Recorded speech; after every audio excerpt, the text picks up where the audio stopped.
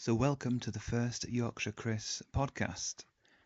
And the reason I'm doing a podcast rather than a video is because often it's not about what you can see growing in my garden, but it's about a subject I want to talk about and explain in more detail. So this first podcast is going to be about palms and which palms can be grown in the UK and similar climates, and the risks we take when planting half-hardy palms. So it's often been said that there's over 100 species of palms that can be grown in the United Kingdom. That may be true for 0.1% of the country, the most warmest microclimates in the centre of London, or the very, very mild areas off Cornwall, Isles of Scilly, for instance. But really, there's only one species of palm that's got a fully hardy rating that's been proven over the last 100 years to survive the British climate, and that's Trachycarpus fortunei. This is a one palm species that can be almost guaranteed to survive pretty much anywhere in the United Kingdom.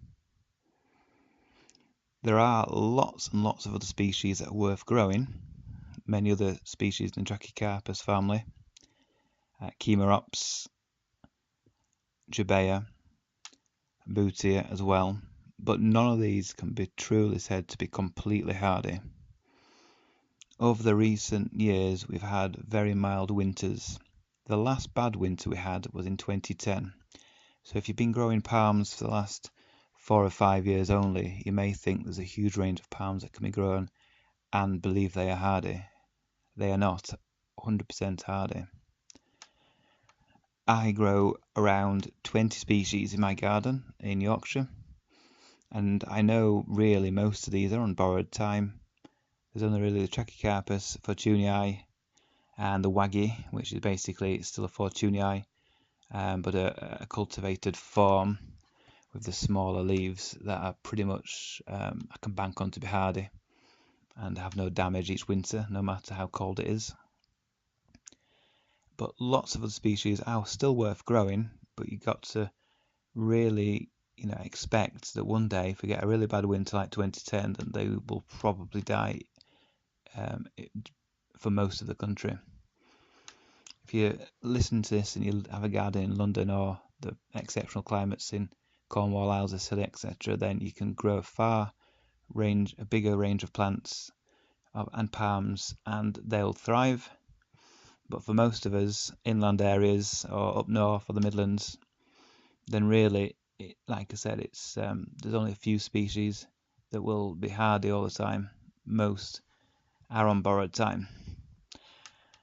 So I'm sorry it's a bit depressing, this first subject, but I thought it's worth just pointing out for people that are starting out that all the palms that you can buy in this country and from Europe, etc., they're great. You can grow them in your garden. You may get many years out of them, but likely that they won't out-survive you, basically. There are a few that definitely, what you'd say, nearly hardy or hardy most years. I'll just go through these quickly. So we've got the Trachycarpus fortunei.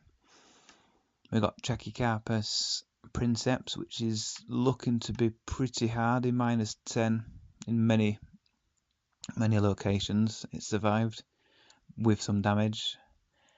You've also got Jabea chilensis, which is the hardiest feather palm, one of the best to grow.